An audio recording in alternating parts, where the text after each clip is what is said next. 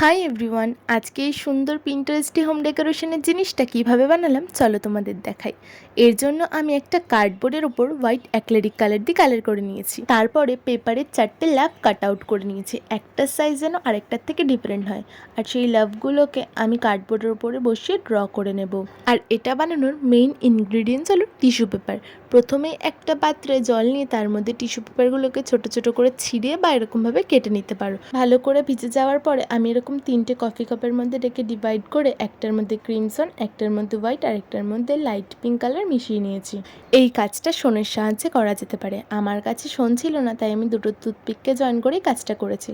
তারপরে tissue পেপারগুলোকে colour wise একটার পর একটা গ্লুর সাহায্যে লাগিয়ে নিয়ে বেশ খানিকক্ষণ শুকিয়ে নিলেই তোমরা বাড়িতে এরকম সুন্দর সুন্দর হোম ডেকোরেশনের জিনিস তৈরি করতে পারবে।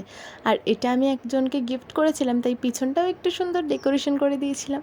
যাই হোক, আজকের ভিডিওটা ভালো লাগলে লাইক করে চ্যানেলটা সাবস্ক্রাইব করে দিও। টাটা।